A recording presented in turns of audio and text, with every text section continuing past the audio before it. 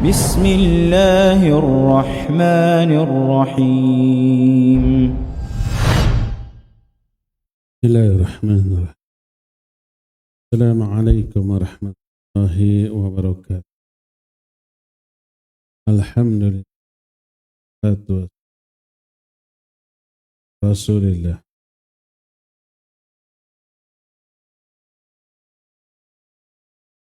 Hadirin jamaah dan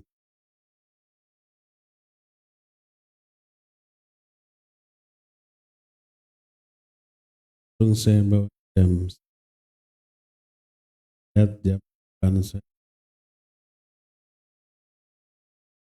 jam di jadwal.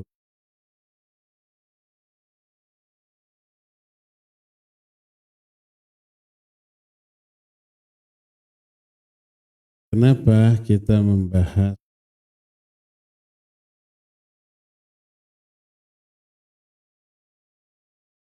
sebab dosa ini sumber undang kan kita itu menyebabkan kita dibenci oleh Allah, oleh para malaikatnya, oleh seluruh manusia. Ringkasnya, dosa itu adalah sesuatu yang tidak boleh ada pada diri kita. Kalau toh ada, jangan kebanyakan. Karena itulah maka wajib bagi kita semua untuk berupaya menghilangkan, menghapus dosa dari diri kita. Kita tahu penyebab orang masuk neraka dan dijauhkan dari surga adalah dosa. Sebaliknya, bersihnya seorang dari dosa penyebab selamatnya dari neraka dan masuknya orang itu ke dalam surga, dan itulah kesuksesan yang sebenarnya. Faman zuhziha 'anil nar wa udkhilal jannah faqad faza. Siapa orang yang dijauhkan dari api neraka dan dimasukkan ke dalam surga, sungguh orang itu sudah sangat beruntung.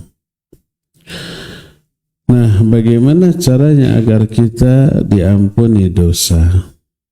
Itu banyak sekali. Quran, hadis, puluhan cara. Kalau dibahas semuanya, mungkin setahun belum tentu beres. Karena ada satu kitab khusus yang membahas bagaimana agar dosa ini diampuni. Takfirus sayiat wa tahsilus thawab. Itu tebal. Mungkin setahun baru beres. Kita cuma punya 1 jam kurang. Paling sekitar 40 menit. Karena itu kita hanya akan mengambil salah satu dalil langsung dari Allah yang menjelaskan bagaimana caranya agar Allah mengampuni dosa kita. Satu dalil ini memuat 3 kiat agar dosa kita diampuni. Ini diteraskan dalam salah satu hadis. Tapi hadisnya hadis qudsi. Hadis qudsi itu firman Allah Azza wa Jalla. Dari Anas radhiyallahu Anas bin Malik, dia berkata, sami'tu Rasulullah sallallahu alaihi wasallam yaqul, qala Allah Azza wa Jalla. Kata Anas, aku mendengar Rasul sallallahu alaihi wasallam bersabda bahwa Allah Azza wa Jalla berfirman. Jadi ini langsung ucapan Allah yang menjelaskan siapa saja orang yang Allah akan ampuni dosa-dosanya seluruhnya, sebanyak apapun dosanya. Walaupun dosa kita itu sepenuh langit. Langit itu saking besarnya, menurut kita tak berbatas. Padahal ada batasnya. Tapi saking besarnya dan kitanya kecil, langit tak berbatas. Bayangkan kalau langit yang segede itu tertutup oleh dosa kita, menunjukkan dosa kita super sangat banyak. Atau kalau toh dosa kita sepenuh hamparan bumi, bumi ini kecil dalam pandangan Allah dibanding planet-planet lain. Konon katanya ya, saya tidak ngukur sendiri. Matahari jauh lebih besar daripada bumi. Bintang-bintang juga, planet-planet lain lebih besar daripada bumi. Tapi menurut kita yang super kecil, bumi ini sangat besar. Saking besarnya nggak kelihatan ujungnya. Di mana ujung bumi? Nggak tahu. Cenah bumi teh bulet, cenah ya tahu ke. Jadi tak berujung, tak berpangkal, tapi gede. Andai bumi segede ini tertutup oleh dosa kita, kebayang sebanyak apa dosa kita. Langit seluas itu, bumi segede ini tertutup semua oleh dosa kita, kebayang banyaknya dosa. Sebanyak itu pun dosa, dengan melaksanakan apa yang Allah perintahkan ini, semuanya terhapus. Apalagi kalau dosa kita nggak sebanyak itu, nggak segede itu. Apa saja kiat agar dosa diampuni? Allah Azza wa Jalla berfirman, kata Allah, Ya bena Adam, annaka ma da'autani wa rajautani ghafartu laka ala ma kana fika wa la ubali. Yang pertama, hai Bani Adam, kata Allah, hai anak Adam, selama kamu berdoa kepadaku dan berharap kepadaku, aku akan ampuni dosa-dosamu, apapun sebesar apapun dosamu, aku tidak peduli. Kiat yang pertama, berdoa dan berharap. Kita tunda dulu, nggak akan kita bahas dulu. Kedua, kiat yang kedua, ya bna Adam, lau balagat dunubuka ana as-sama, thumma astaghfartani ghafartu laka wala ubali. Hai anak Adam, seandainya dosa-dosamu memenuhi langit, saking banyaknya nih, tapi kemudian kamu beristighfar, meminta ampunan kepadaku, aku akan ampuni dosamu dan aku tidak peduli walaupun dosanya tadi sepenuh langit. Ini kiat yang kedua, istighfar. Kiat yang ketiga, ya bna Adam, innaka law ataitani bi qurabil ardi khataya thumma laqitani la tusyriku bi syai'a la ataituka bi qurabiha maghfiratan. Hai anak Adam, seandainya engkau mendatangi aku dengan membawa kesalahan sepenuh bumi, bumi ini tertutup oleh dosamu, dan kamu datang kepadaku dengan membawa semua dosa itu, thumma laqitani la tusyriku bi syai'a, kamu mendatangi aku dengan membawa dosa sebanyak itu, tapi kamu tidak pernah menyekutukan aku dengan sesuatu pun. Tidak syirik. Syirik bahasa Arab, bahasa Sunda. Bahasa Sunda makan syirik teh irinya. Mana mah syirik wae ka urang teh. Apa namanya? Dengki, iri. Syirik bahasa Arab menduakan Allah dalam hal ibadah. Kepada Allah menyembah, beribadah. Tapi beribadah juga kepada selain Allah. Ini syirik. Sholatnya rajin. Tapi minta-minta ke kuburan juga rajin. Atau menyembah berhala. Atau minta kepada bulan dan bintang. Ini syirik, menduakan Allah dalam hal ibadah.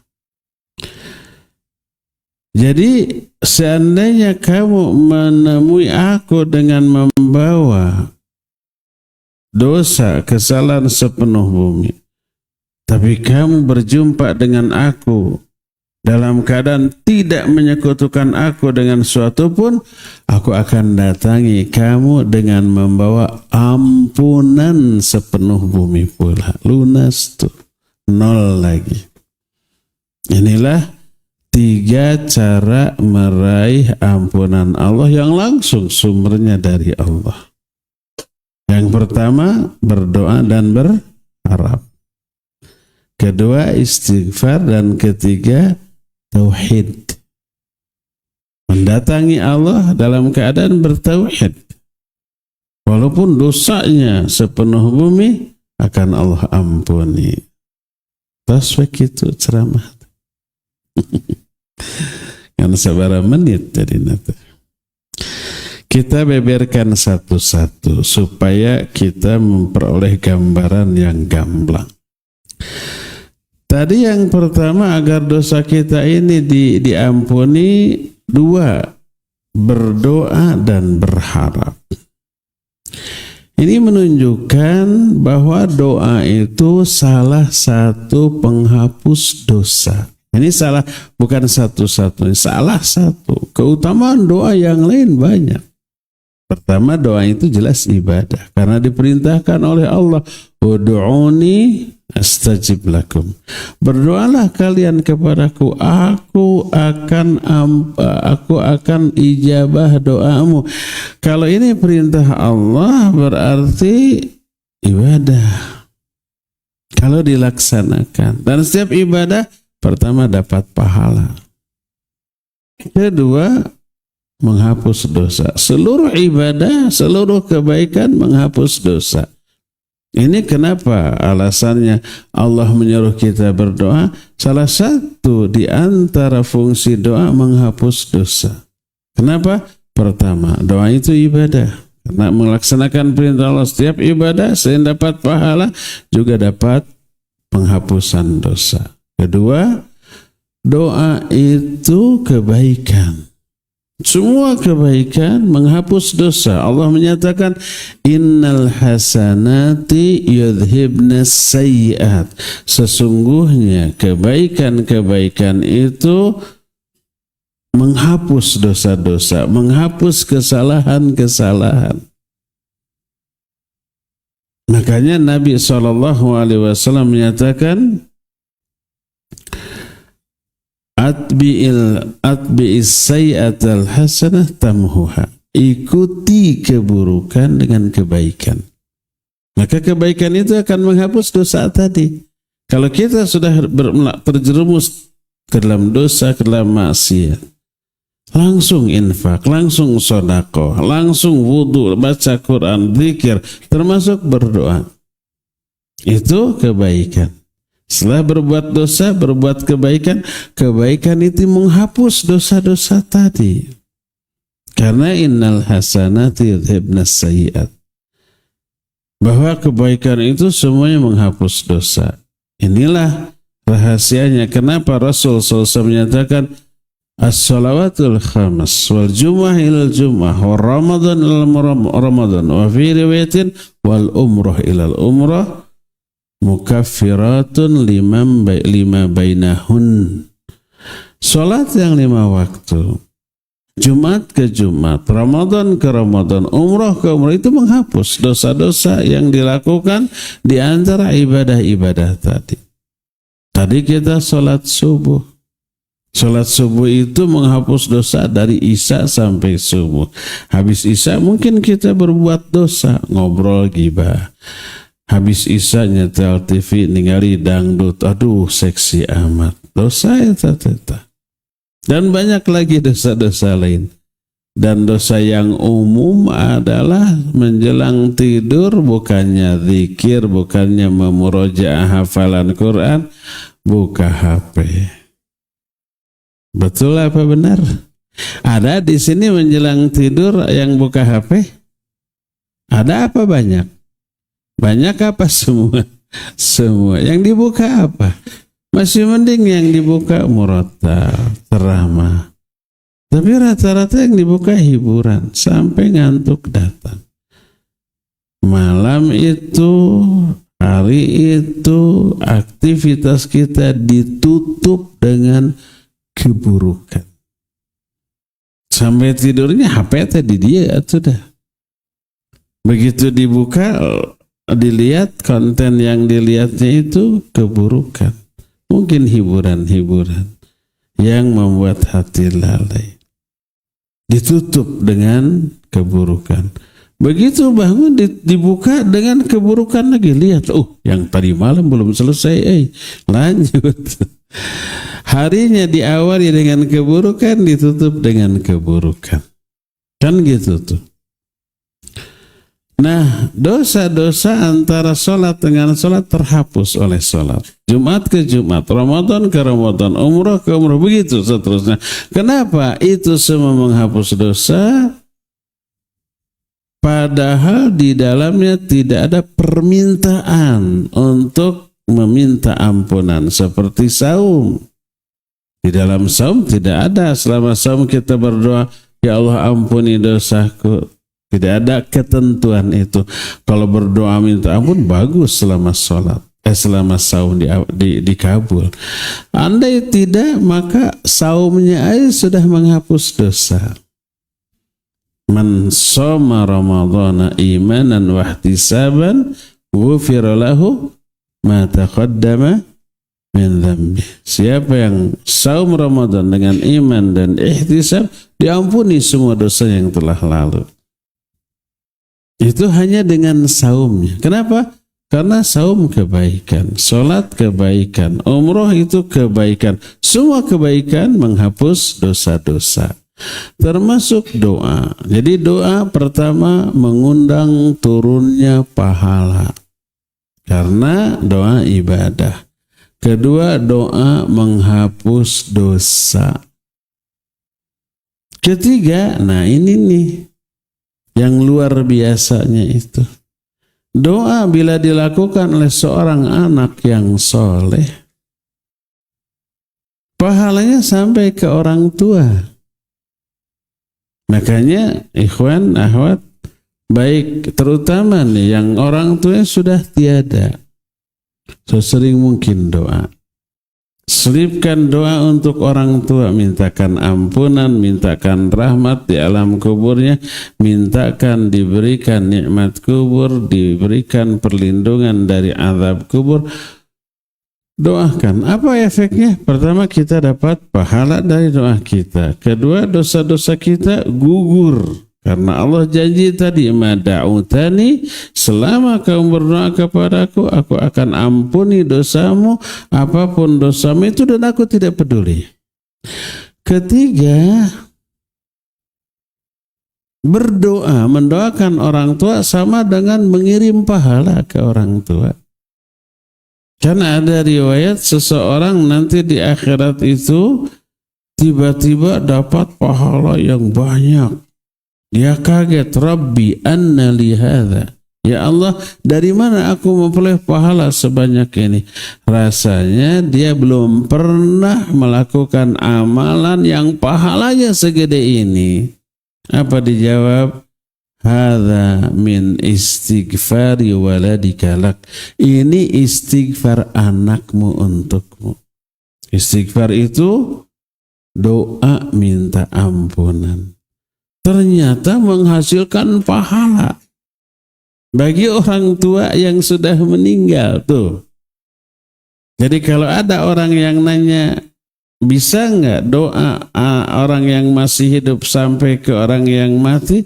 Ya bisa lah. Tapi nah orang sok dituduhnya doa kita nggak sampai ke orang yang mati. Padahal penjelasan para ustadz, ini ayat, ini hadis.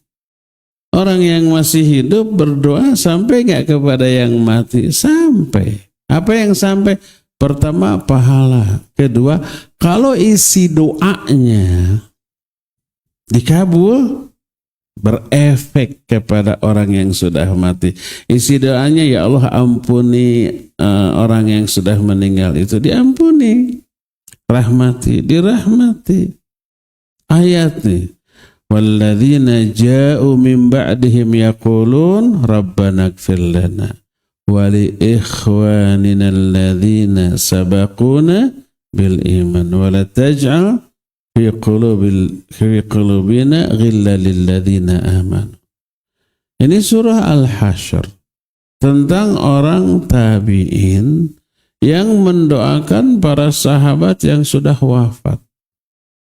Karena Al-Hasyr itu menjelaskan tentang kemuliaan akhlak para sahabat.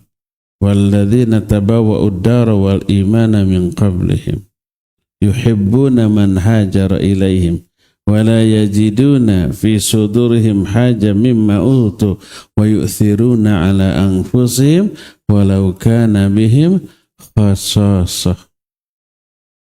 Ini tentang sahabat dan orang-orang yang tinggal di Madinah.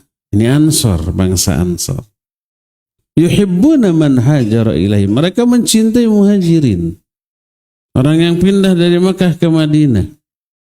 Wala yajiduna fi sudurihim hajatan mimma utu. Mereka sedikit pun tidak merasakan keberatan menjamu para sahabat dari Makkah, para muhajirin. Terus wa yu'thiruna ala anfusihim walau kanu bihim khasasah. Mereka lebih mengutamakan saudaranya muhajirin daripada diri mereka, walaupun mereka sangat butuh. Ini kan yang melatar belakangi atau asbabun nuzul ayat ini, tentang ada orang muhajirin baru datang hijrah. Kata Nabi SAW, siapa yang mau menjamu tamuku ini?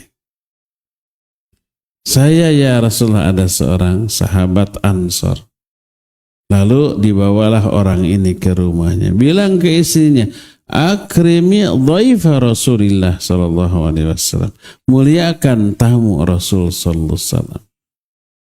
Istrinya bilang, kita nggak punya menu makan malam kecuali satu porsi untuk anak kita. Gimana? Nggak ada lagi. Siapkan. Disiapkan. Malam seusai Isya mereka makan, dimatiin lampunya, terus makan seolah-olah pribumi juga makan. Ceplak gitu ya. Akhirnya malam itu tamunya tidur lelap dengan kenyang. Anaknya semalaman merengek minta makan karena lapar, nggak ada lagi makanan.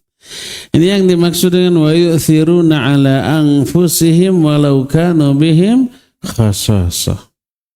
Mereka itu lebih mengutamakan saudaranya walaupun dirinya butuh. Besoknya Rasul SAW berjumpa dengan orang ini. Apa yang kamu lakukan tadi malam kepada tamuku? Begini. Kata Rasul SAW, Allah menurunkan ini memuji kamu. Menurunkan ayat ini. Nah, ini para sahabat. Nah, ayat berikutnya, walladzina ja'u min ba'dihim, dan orang-orang yang datang setelah para sahabat. Para sahabatnya sudah wafat, generasi berikutnya datang. Siapa? Itu tabi'in. Yaqulun, mereka berdoa, Rabbana ighfir lana, ya Allah ampuni dosa-dosa kami. Wali ikhwanina alladzina sabaquna bil iman, dan dosa orang-orang yang lebih mendahului, yang sudah mendahului kami dalam keimanan sudah wafat, para sahabat. Ampuni para sahabat. Ini doa orang yang masih hidup kepada orang yang sudah mati. Diterima pastilah sampai. Kalau nggak sampai, mah untuk apa ada doa sholat jenazah ya? Sholat jenazah itu orang sudah mati. Kita menyolatkan walaupun nggak kenal. Sering kita masuk masjid, sholat zuhur, beres sholat zuhur diminta sholat jenazah. Ada? Iya. Sholat. Satu qirot tuh lumayan. Bukan satu qirot. Satu qirot itu sebesar gunung Uhud. Nggak sampai semenit. Cuma serokaat, bukan serokaat kata. Hanya berdiri melakukan 4 kali takbir. Kalau rokaat ada ruku, ada sujud. Ini enggak ada ruku, ada sujud. Paling semenit 2 menit. Pertama Al-Fatihah, takbir kedua salawat, ketiga nah ini doa untuk mayit. Allahumma ighfir lahu warhamhu wa'afi wa'fu anhu wa akrim nuzulahu wasi' madkhalahu sampai akhirnya. Doa terakhir wa adkhilhul jannah wa a'idhu min adzabin nar wa adzabil qabr. Itu doa orang yang hidup bagi orang yang sudah mati disyariatkan. Sampai enggak? Ya pasti sampai. Kalau enggak sampai ya ngapain atau disuruh, ya. Jadi doa untuk orang yang mati sampai apa yang sampai? Pertama pahala bagi orang tua kita. Dapat pahala besar dari amalan yang tidak pernah mereka lakukan, ternyata dari doa anaknya. Walaupun sudah mati, pahalanya bisa ngalir. Idza mata ibnu Adama inqata'a amalahu illa min 3. Kalau anak Adam mati, putus semua amalnya kecuali 3. Salah satunya wa waladin sholihin yad'ulah. Anak soleh yang mendoakan orang tuanya. Pahalanya ngalir, ya ngalir. Dapat tuh pahala banyak. Ini yang pertama. Keduanya, kalau isi doanya dikabul, kalau tadi dikabul atau tidak dikabul, pahalanya sudah sampai itu. Kalau isi doanya dikabul, wah tambah lagi, ya Allah, terangkan orang tua saya di alam kuburnya, bleng tercaang. Kalau diijabah, ya Allah ampuni dosanya, kasih rahmatnya, diampuni dosanya, dikasih rahmatnya. Ya Allah hindarkan dia dari azab kubur, berikan nikmat kubur, dapat nikmat kubur. Itu ya. Jadi doa itu pertama ibadah, makanya dapat pahala, makanya mengampuni dosa-dosa kita gitu ya. Dan yang ketiga, doa ini mendekatkan diri kita kepada Allah Azza wa Jalla. Doa ini mengangkat derajat kemuliaan kita kepada Allah Azza wa Jalla. Maka perseringlah doa. Mau diijabah mau tidak, doa itu sudah sangat menguntungkan.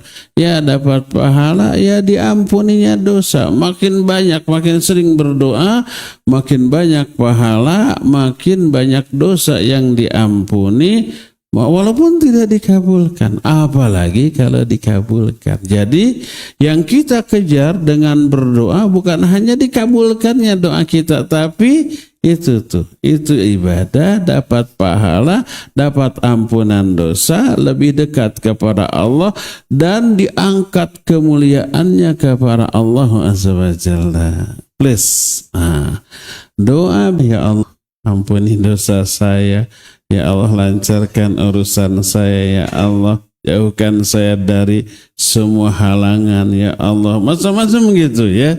Silakan, baik dengan bahasa sendiri, apalagi kalau doa itu diambil dari Quran, doa itu diambil dari hadis Nabi sallallahu alaihi wasallam yang sahih, atau diambil dari para ulama yang dipastikan diambil dari berdasarkan ilmu dan keikhlasan. Silakan ya. Ini yang pertama yang akan mengampuni dosa kita. Keduanya warau jautani. Selama engkau berdoa dan selama engkau berharap kepadaku. Berharap, roja, beda dengan tamanni. Tamanni itu angan-angan. Tamanni ini halo. Apa bedanya? Kalau angan-angan mengharapkan sesuatu tanpa usaha. Kalau berharap menginginkan sesuatu setelah berusaha. Seperti begini, kita punya sawah 1 petak. Kita garap. Pertama dipaculan heulanya. Kedua diwuluku tah. Katilu digaru. Ini enggak ada terjemahannya apa ya? Bahasa Indonesia. Diwuluku di apa? Dibajak. Dibajak. Dulu mah dengan munding, ayeuna mah dengan traktor. Terus digaru, ya, terus tandur, terus ngagasrok. Ciri anak petani ya. Apa? Nah setelah itu berusaha ya, lalu kita berharap 3 bulan lagi, 4 bulan lagi, semoga panen. Itu roja. Itu berharap. Mengharapkan setelah berusaha. Karena itu real. Pasti berhasil? Belum pasti. Ya enggak? Mungkin halodo terus baik. Mungkin hujan besar terus banjir palit gitu pare nage. Mungkin menjelang panen derte aya hama burit, atau pas lagi mau panen usumlang layangan. Kan anak-anak kalau berburu layangan itu ke sawah ngerusak sawahnya, macam-macam. Walaupun udah berusaha belum tentu hasil, belum tentu panen. Tapi ada harapan. Itu roja. Tapi kalau kita punya sawah sepetak, dibiarkan saja. Tidak digarap, tidak ditanami. Lalu kita berharap mudah-mudahan 4 bulan lagi panen. Tanpa usaha. Apa itu namanya? Halu. Itu namanya berhayal. Akan dapat. Oleh karena itu roja berharap kepada Allah setelah berusaha. Mirip dengan tawakal. Setelah berusaha, serahkan hasilnya kepada Allah Azza wa Jalla. Nah, kalau kita sudah berusaha ibadah, melaksanakan semua perintah Allah, menjauhi semua larangannya, pasti diterima? Belum pasti. Mungkin ditolak? Sangat mungkin. Mungkin kurang ikhlas, mungkin kurang mutaba'ah. Makanya para sahabat dengan ibadah sehebat ini pun, mereka itu takut amal-amalnya tidak diterima. Allah menyatakan, walladzina yu'tuna ma atau wa qulubuhum wajilah. Orang-orang yang beriman itu orang-orang yang sudah melakukan amal-amal yang mereka lakukan, tapi hati mereka takut. Ketika ayat ini turun, Aisyah itu sempat salah paham lihat. Aisyah ini jago bahasa Arab karena orang Arab. Paling cerdas, kata Imam Az-Zuhri, seandainya ilmu Aisyah ditimbang dengan gabungan ilmu seluruh wanita di zaman itu, lalu ditimbang, niscaya ilmu Aisyah lebih afdal, lebih unggul daripada ilmu gabungan seluruh wanita. Hafal Quran, iya. Ribuan hadis, iya pasti. Ya, cerdas, iya. Memenuhi syarat untuk ijtihad dan menafsirkan, iya. Tidak ada ulama yang bisa menandingi ilmu Aisyah. Tapi ketika Aisyah mencoba memahami ayat atau bahkan hadis dengan ro'yunya, salah. Salah satu contohnya ini dan contoh lain banyak. Ketika turun ayat ini, walladzina yu'tuna ma atau wa qulubuhum wajilah. Orang-orang yang sudah beramal amal-amal yang mereka lakukan, tapi hati mereka takut. Kata Aisyah, wahai Rasulullah, apakah mereka yang dimaksud dalam ayat ini orang yang mencuri, orang yang mabuk sehingga setelah beramal itu takut? Setelah beramal tapi takut.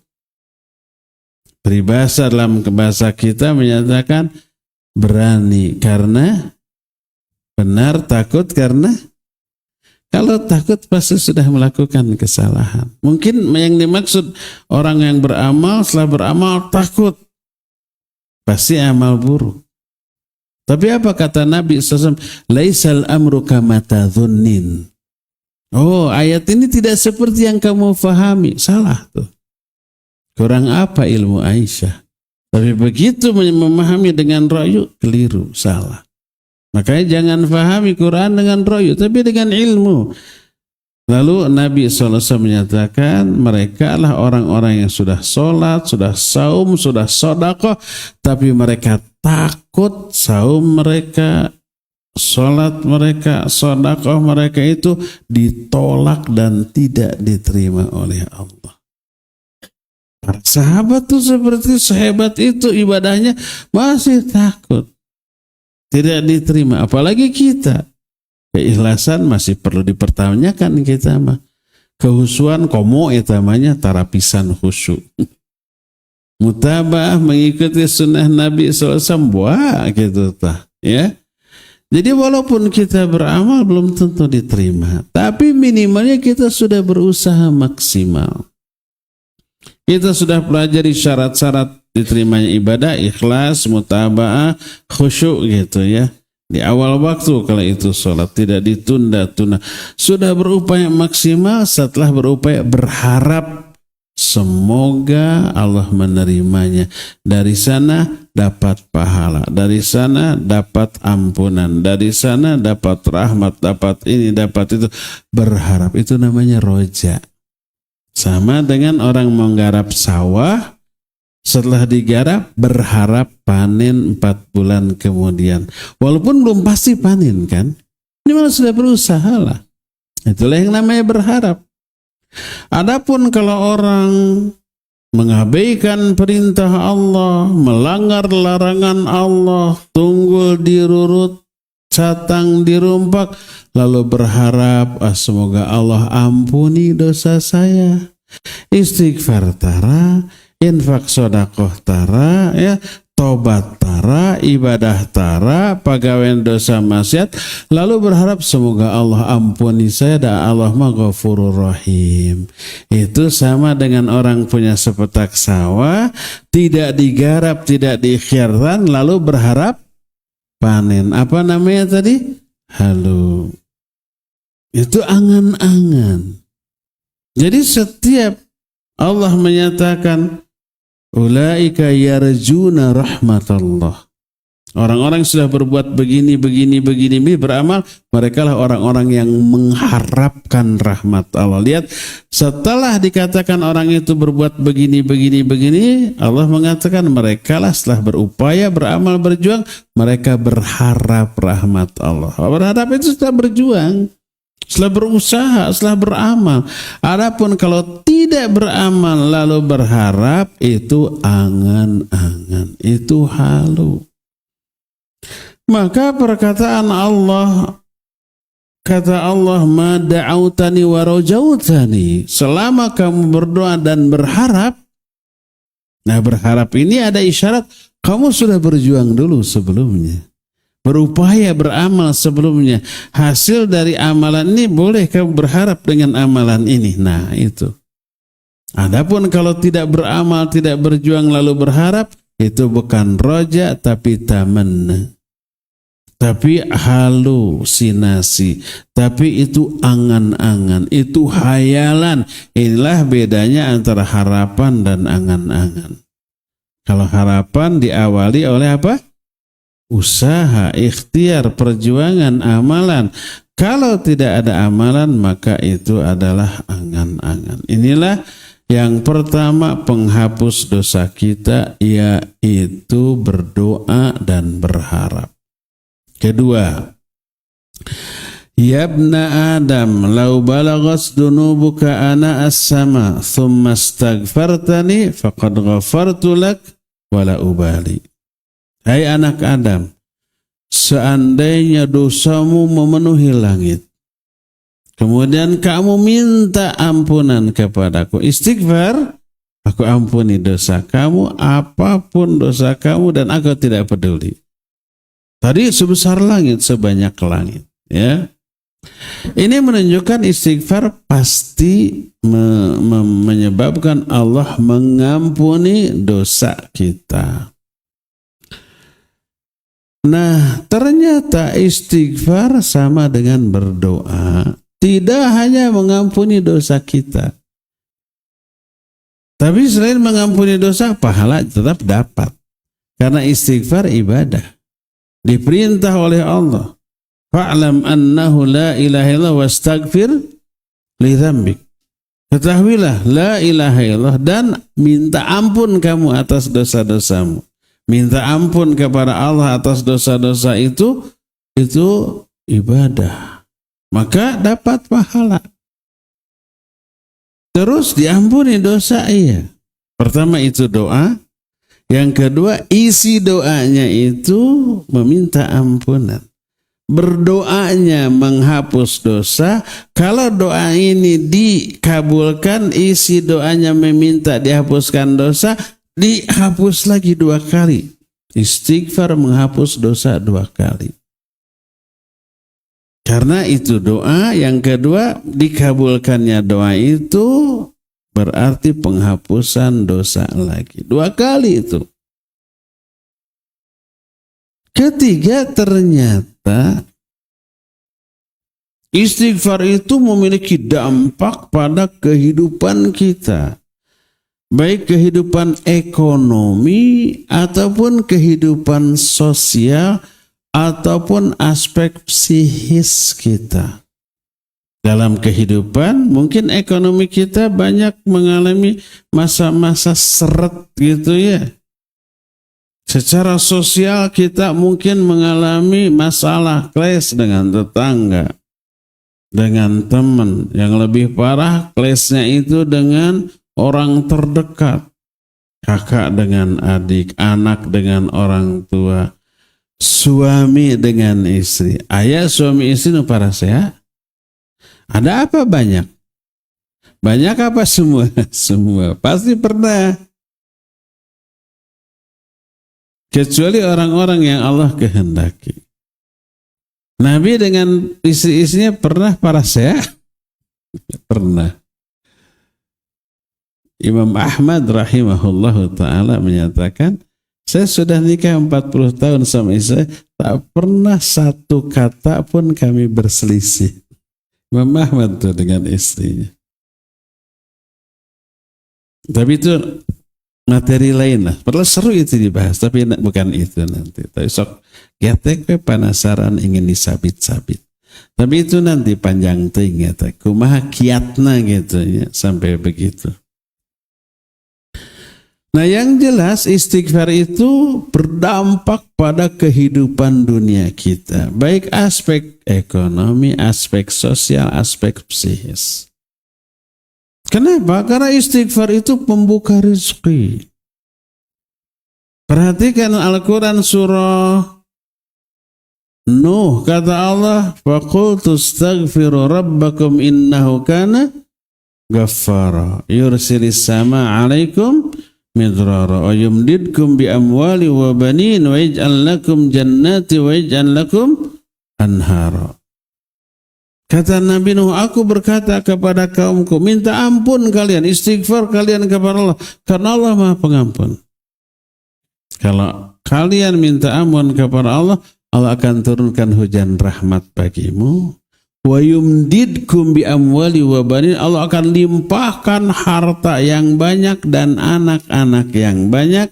Wa yaj'al lakum jannati wa yaj'al lakum anhara, Allah akan jadikan bagi kamu taman-taman dan sungai-sungai yang mengalir. Lihat, dampak istighfar pertama, diampuni dosanya oleh Allah. Kedua, itu bisa mengundang turunnya hujan rahmat. Ketiganya, Allah melimpahkan rizki dan anak-anak yang banyak. Ini aspek ekonomi, efek istighfar kepada aspek ekonomi dalam kehidupan kita luar biasa. Allah yang mengatur rizki, dan salah satu kiat agar Allah menurunkan rizki kepada kita banyak istighfar. Ini Allah buka rahasia ini. Perbanyak istighfar, yumdidkum bi amwali wa banin. Allah limpahkan kepada kamu harta yang banyak, anak-anak yang banyak, bahkan dampaknya kepada lingkungan. Wa yaj'al lakum jannati wa yaj'al lakum anhar. Allah akan buatkan, Allah jadikan taman-taman subur, gembur, indah, dan Allah jadikan air-air mengalir. Itu lingkungan hidup. Allah yang ciptakan, Allah yang kondisikan, Allah yang menyeting, dan itu hadiah Allah bagi kita yang banyak-banyak istighfar.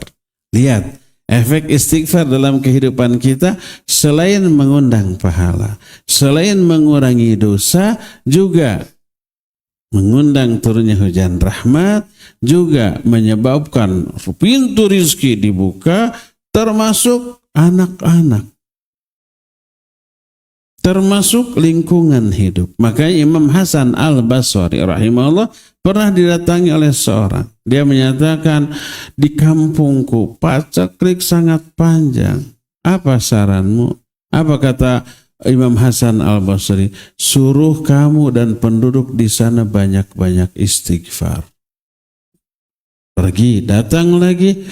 Aku sudah mencari harta rizki ke sana kemari, tapi nggak dapat. Apa saranmu? Kata Imam Hasan Al-Basri, banyak-banyaklah kamu istighfar.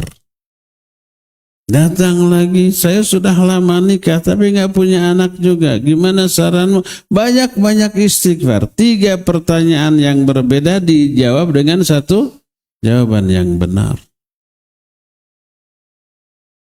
Murid-muridnya bertanya, kenapa begitu? 3 pertanyaan, 3 kasus, jawabnya 1.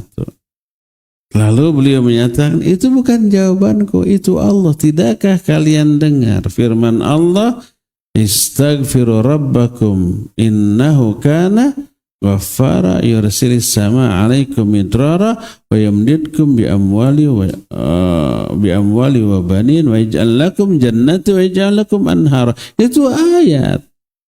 Allah pengatur kehidupan, pengatur semua peristiwa di alam jagat raya. Allah bukakan rahasia. Kalau ingin dapat harta yang banyak, kalau ingin punya anak, banyak istighfar. Ada seorang sahabat, ya Rasulullah, inni tazawwajtu wa lam yurzaqli walad. Wahai Rasulullah, aku sudah lama nikah tapi belum dikasih rizki berupa anak. Apa kata Nabi SAW? Aina anta min kathratil istighfari was sadaqah. Kenapa kamu tidak memperbanyak istighfar dan sedekah? Fafa'ala. Lalu dilakukanlah saran itu oleh orang itu. Sejak saat itu dia punya anak sampai 9 orang. Itu berkembar 9. Itu. Mungkin tunji gitu. Nah, hadis ini oleh para ulama dibahas di dalam bab ilajul aqim. Obat bagi kemandulan. Istighfar. Lihat dampak istighfar ya. Makanya dalam salah satu hadis riwayat Imam Ibnu Majah dengan sanad yang hasan, Nabi SAW menyatakan, man aktsara bil istighfar ja'alallahu lahu min kulli dhayyikin makhraja wa min kulli hammin faraja wa razaqahu Allahu min haitsu la yahtasib. Siapa orang yang memperbanyak istighfar, Allah akan berikan jalan keluar dari semua kesulitan hidup. Efek dari istighfar. Mungkin kita punya kelas dengan tetangga, dengan orang terdekat, sumpek, ya. Ada kesulitan, dhayyik. Allah kasih jalan keluar.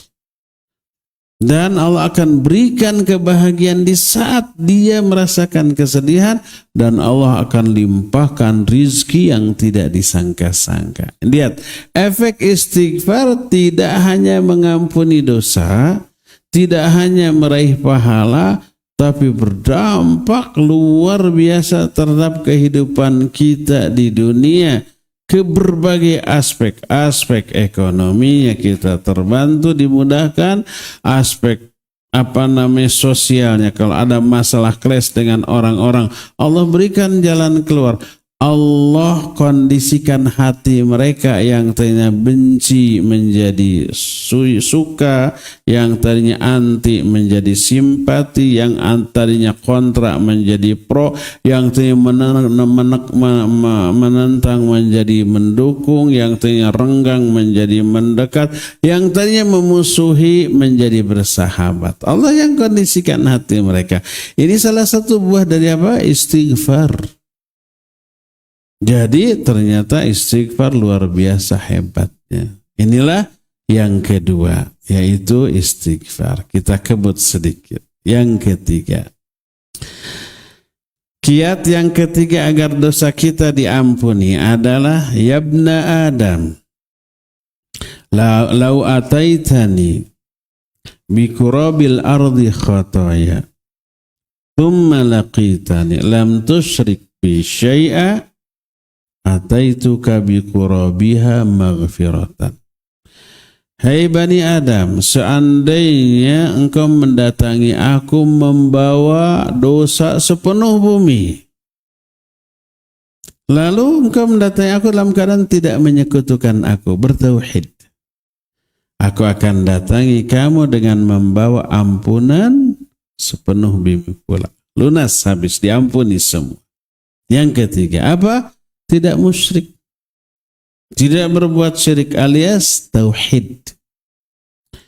Hebatnya tauhid, dan ini oleh para ulama dibahas dalam fadlu tauhid, keutamaan tauhid. Salah satunya, ini salah satunya bukan satu-satunya, mengampuni dosa sebesar apapun dosa itu. Banyak ayat, banyak hadis tentang hal ini. Salah satunya ini, ya. Nabi Musa alaihissalatu wassalam pernah meminta kepada Allah Azza wa Jalla. Kata Nabi Musa, Rabbi alimni syai'an ad'uka bihi. Ya Allah, ajarkan kepadaku sesuatu. Aku akan berdoa kepadamu dengan sesuatu ini. Apa kata Allah? Ya Musa, qul la ilaha illallah. Katakan olehmu la ilaha illallah. Tapi Nabi Musa kurang puas. Dia menyatakan, Rabbi, kullu ibadika yaqulunahu. Ya Allah, semua hamba-Mu mengatakan itu. Jadi dia ingin kalimat yang spesial untuk dirinya. Tidak di-share ke banyak orang, hanya dirinya.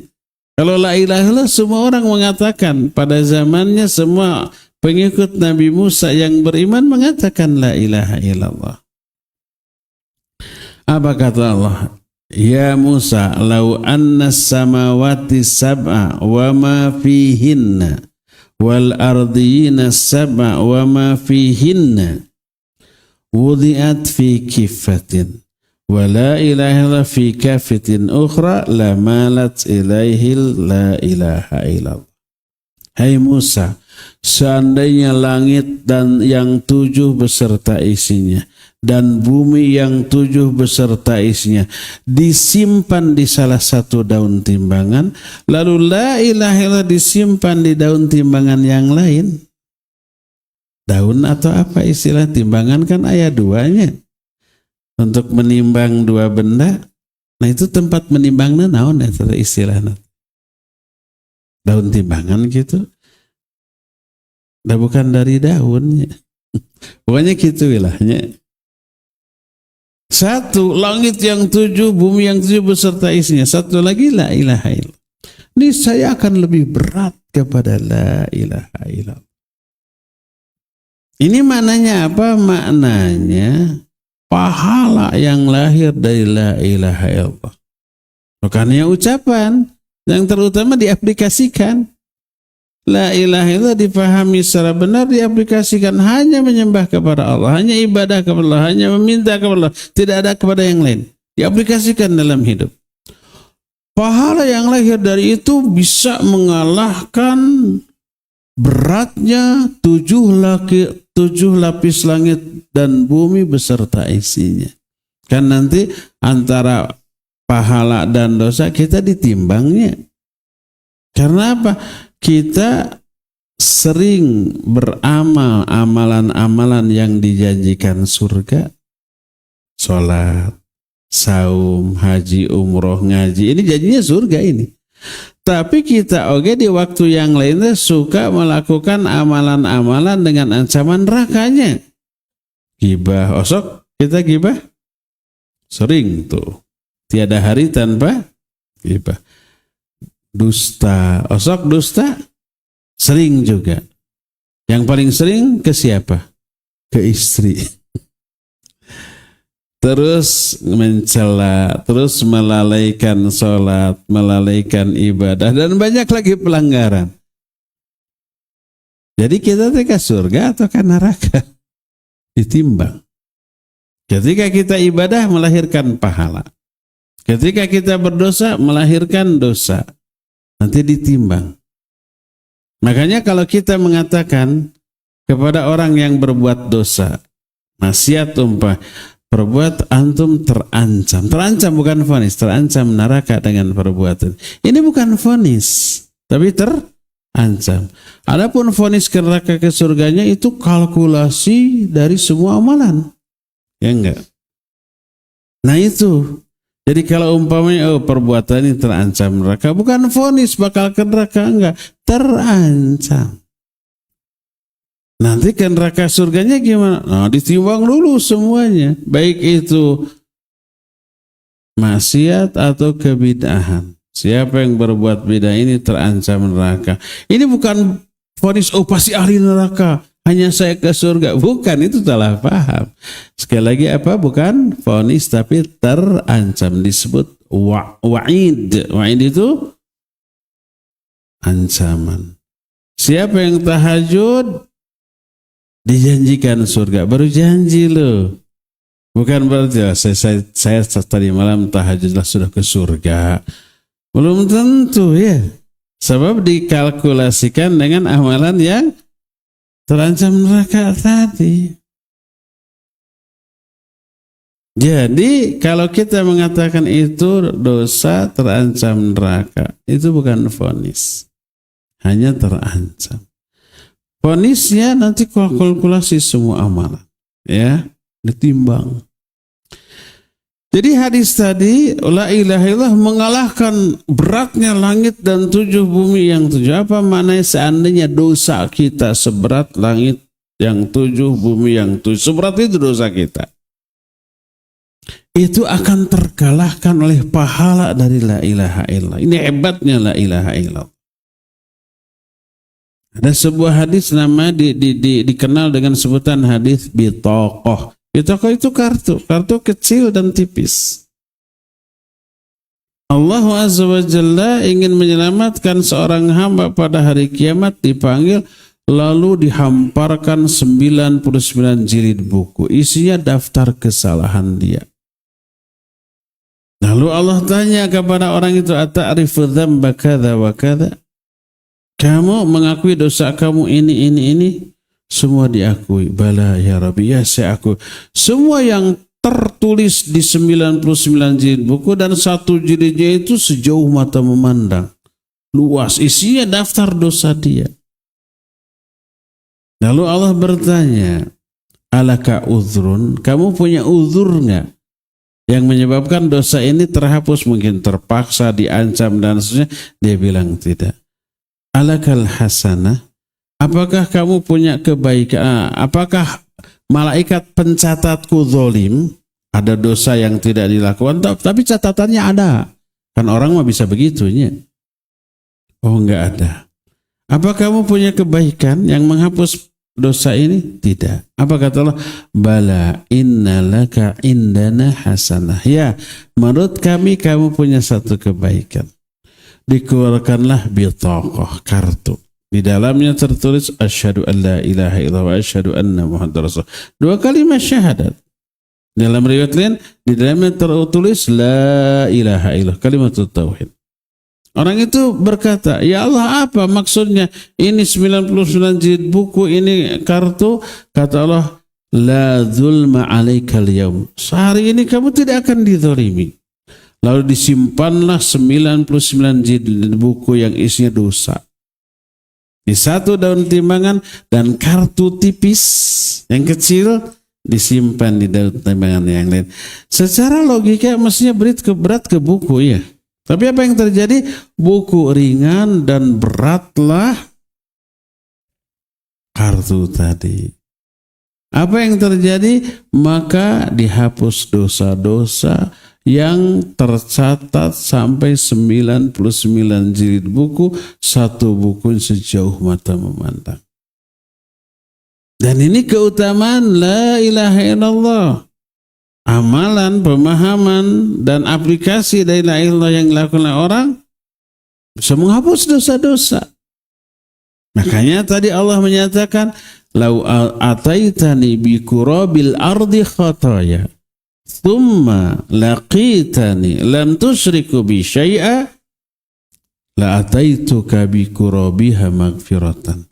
Kalau kamu mendatangi aku dengan membawa dosa sepenuh bumi, tapi kamu tidak menyekutukan aku dengan sesuatu pun. Dia ahli tauhid. Walaupun ahli tauhid, dia suka melakukan dosa-dosa besar. Maka aku akan mendatangi kamu dengan membawa ampunan sepenuh bumi pula lunas. Ini hebatnya tauhid. Jadi salah satu di antara penggugur dosa adalah mengaplikasikan kalimat tauhid dalam kehidupan. Maka jamaah sekalian, pelajari tauhid dengan sebenar-benarnya, semendalam mungkin, aplikasikan, itu akan menghapus dosa-dosa kita. Walaupun dosa kita seberat 7 lapis langit, 7 lapis bumi beserta isinya.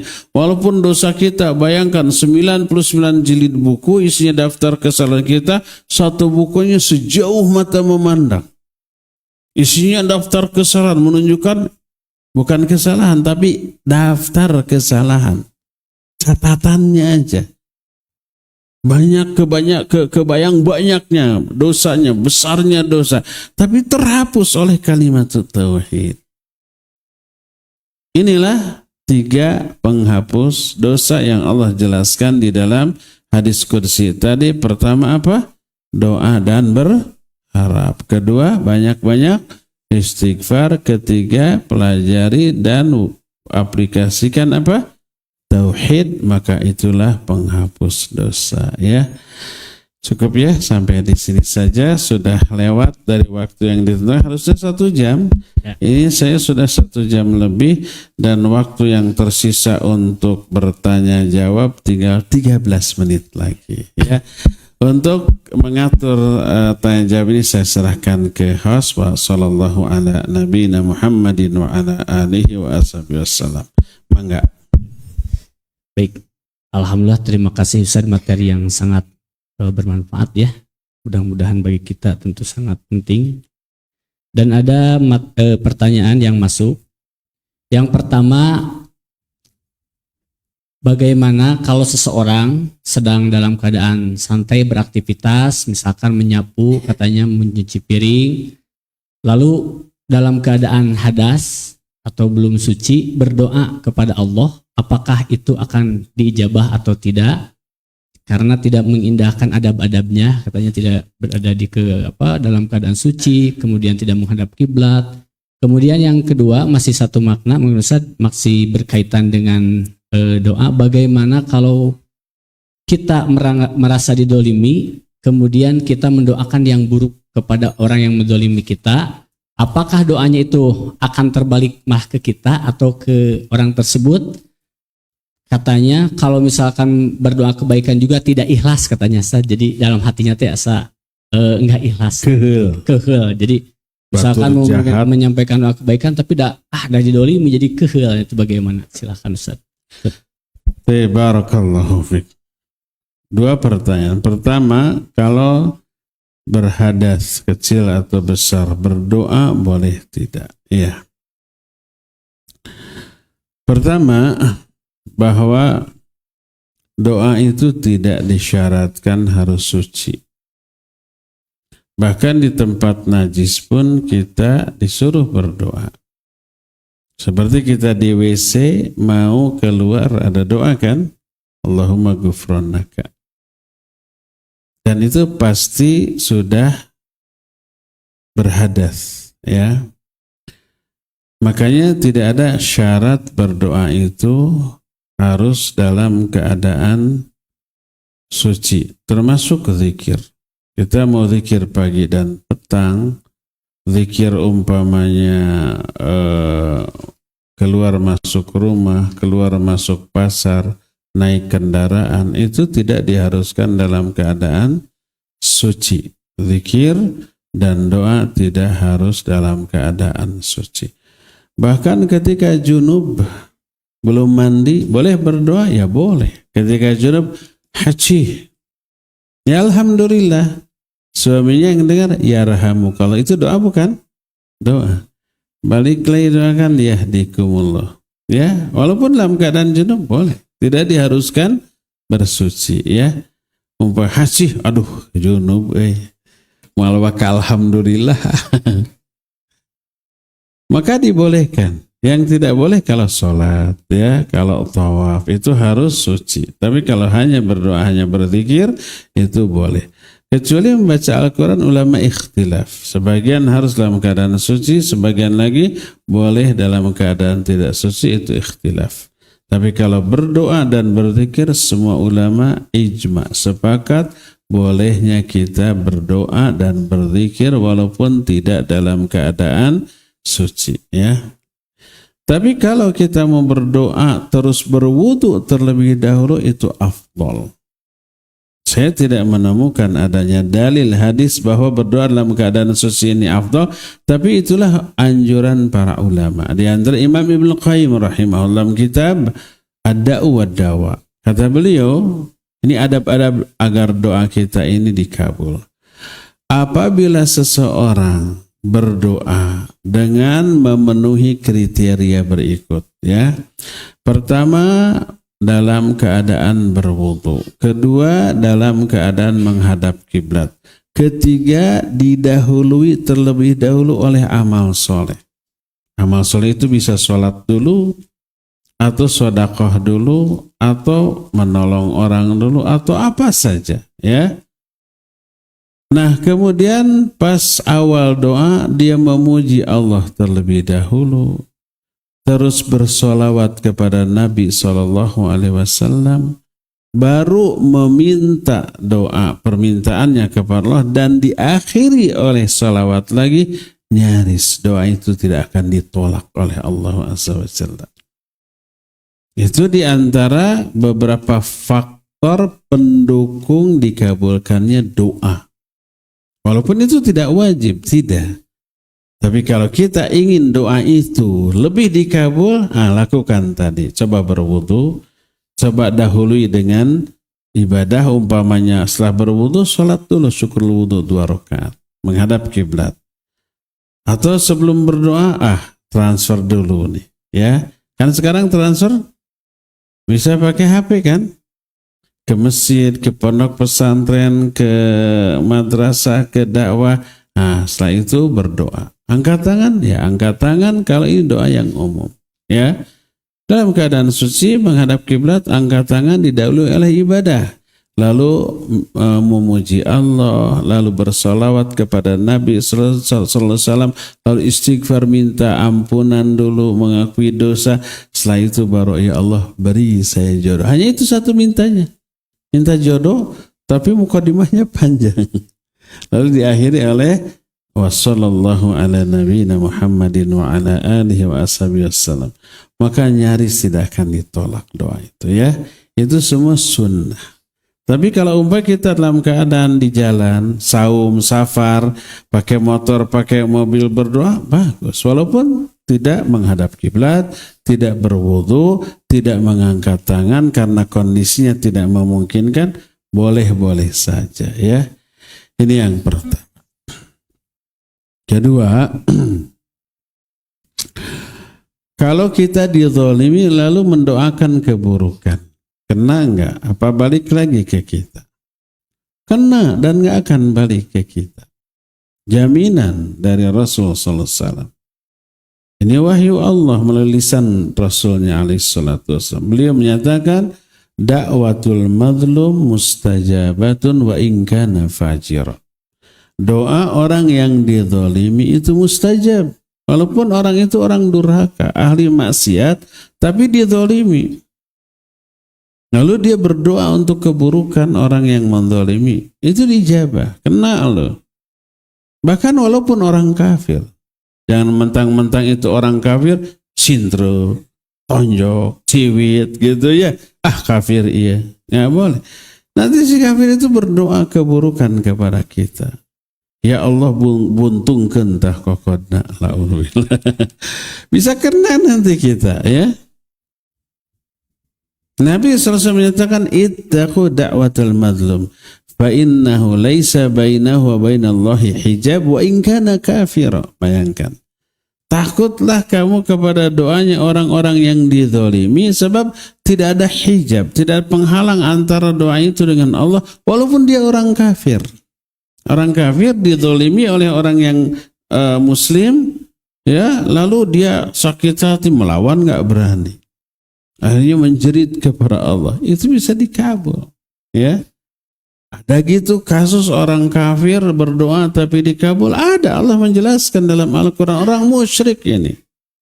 فَإِذَا رَقِبُوا فِي الْفُلْكِ. Ketika mereka orang-orang musyrik itu berlayar di lautan. Dalam surah Luqman dikatakan وَإِذَا غَشِيَهُمْ مَوْجٌ كَالظُّلَلِ دَعَوُوا اللَّهَ مُخْلِصِينَ لَهُ الدِّينَ.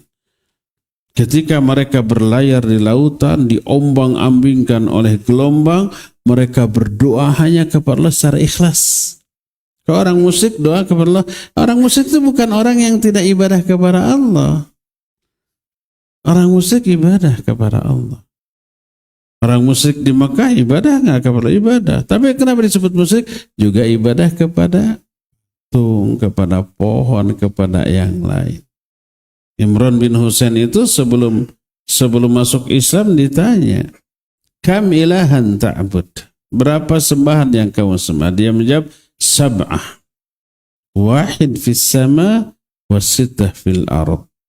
Ada 7 yang saya sembah, kaya dengan Tuhan dia.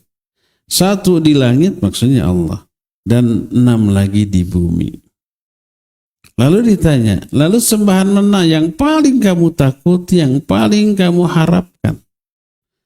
Alladzi fis sama, yang ada di langit. Nah, apa kata Nabi SAW? U'budha wahdah watruk ma siwah. Kalau gitu, sembah dia aja 1, yang lain tinggalkan. Akhirnya dia syahadat la ilaha illallah. Ditinggalkan 6-nya, yang 1 saja itu Allah disembah. Nah, jadi orang musyrik ketika di tengah gelombang, nyawanya terancam, da'awullaha mukhlishina lahu. Mereka ikhlas berdoa kepada Allah dan dikabul. Falamma najjahum ilal barri. Ketika mereka itu kembali ke lautan, idza hum yusyrikun, mereka musyrik lagi itu. Bayangkan gimana kurangnya belin di daratan. Musyrik ke lautan, bertauhid, berdoanya hanya kepada Allah, dan dikabul doanya. Minta disuruh, ya Allah selamatkan aku ke daratan. Dikabul, sampai ke daratan musyrik lagi. Jadi ada orang kafir, orang musyrik yang doanya dikabul. Salah satunya kalau orang kafir itu dizalimi, walaupun yang mendoliminya orang muslim. Lalu dia jengkel, kesel, doa kepada Allah, doa keburukan, kena, bisa kena, ya. Ada nggak kisah zaman dahulu? Ada. Sa'ad bin Abi Waqqas radhiyallahu an pernah difitnah oleh seseorang. Maka Sa'ad wudu, salat 2 rakaat, kemudian dia berdoa, ya Allah, in kana kadziba. Ya Allah, kalau dia itu dusta, panjangkan umurnya, panjangkan penderitaannya. Dan doanya itu terdengar oleh sahabat lain, akhirnya nyebar. Si Anu didoakan keburukan oleh Sa'ad bin Abi Waqqas. Karena apa? Karena zalim, memfitnah. Apa yang terjadi? Betul-betul kena. Orang ini panjang umurnya sampai istrinya meninggal, anaknya meninggal, sampai alisnya itu menutupi matanya. Dia nggak punya tempat tinggal, nggak punya sanak keluarga. Dia menjadi gelandangan yang gila, mengganggu anak-anak dan para wanita. Dia sering berkata, aku korban dari doa Sa'ad bin Abi Waqqas. Sampai meninggalnya pun nggak ketahuan, tiba-tiba bangkainya tergeletak di pinggir jalan. Seperti itu, ya. Kalau ditanya hukum, boleh nggak mendoakan keburukan kepada yang zalim? Boleh. Kena. Bisa balik ke kita? Enggak, kalau betul-betul dia zalim. Kecuali kalau dia tidak zalim, kita yang zalim ke mereka, terus mereka memarahi kita, ya, kita doa, ya Allah, azab dia karena dia marah ke saya. Playing victim. Dia pelaku dosa tapi berperilaku seolah-olah dia yang menjadi korban. Kan ada yang begitu. Ya Allah, ampuni dosa orang-orang yang membuli saya. Nggak sadar diri dia. Orang-orang membuli itu karena dia menghina duluan ya. Tapi merasa seolah-olah menjadi korban padahal pelaku ya. Wallahu a'lam bishawab. Boleh satu lagi Ustadz? Bonus. Bonus ya. Jadi pertanyaannya adalah untuk beliau menyampaikan untuk menghapus dosa gibah, apakah harus menyampaikan ke orang yang digibahi gitu dan menyampaikan yang telah dibicarakannya atau cukup berdoa kepada Allah? Itu mungkin pertanyaan terakhir Ustaz. Baik, barakallahu fiik. Kalau kita kausap setan, lalu gibah. Setelah itu sadar mau tobat dari gibah. Perlukah memberitahukan kepada orangnya bahwa kita minta maaf sudah menggibahi? Jangan sekali-kali ya. Karena ini menimbulkan mudarat. Kecuali kalau orang itu sudah mendengar gibahan kita. Ngamuk-ngamuk dia, gentle kita. Saya mohon maaf khilaf kausap setan, mangga nyangakeun beheung teuk-teukeun, suku dikorok-gorokeun, suku genteng blokeun, bade dibeureum, bade dihideung, bade disiksik, dikunyit-kunyit, dicacak, diwalang-walang, mangga teh teuing gitu nya. Dengan susunan bahasa yang indah dan memelas begitu, insya Allah luluh. Makanya tulis yang tadi kalimat. Kalau dia sudah tahu, sudah mendengar dan sudah marah, maka tobatnya pertama berhenti, jangan lagi gibah. Kedua menyesal. Ketiga bertekad tidak mengulang lagi. Keempat, kalau orang itu sudah tahu, mendengar, iya, minta maaf. Adapun kalau orang itu belum tahu, tidak tahu, maka kita sudah tobat duluan, cukup yang 3. Berhenti, menyesal, bertekad tidak kembali, dan mendoakan kebaikan. Nah, satu hal yang jangan lupa, ralat gibahan kita. Sampai kita ngomong ke 10 orang. Itu si fulan nyebelennya luar biasa. Begini diburuk-burukin. Malamnya merenung, aduh saya sudah menggibahi. Besoknya panggil lagi 10 orang tadi. Kalau nggak mau gimana? Traktir pasti mau. Ayo makan-makan bareng-bareng gitu. Saya yang bayarin. Wayah nawe. Salah orang. Nah setelah ngumpul lagi sebelum makan-makan ya, saya mau klarifikasi. Kemarin saya ngomong si fulan tuh gini-gini, itu salah, keliru, saya yang salah. Si fulan baik-baik saja, si fulan begini, dipuji dia ya. Ini klarifikasi, tolong jangan disebarkan lagi omongan saya kemarin, saya nggak bertanggung jawab lagi. Saya sudah ralat, saya sudah klarifikasi, saya sudah tobat. Sudah ngumpul gitu, udah pulang nggak jadi traktir.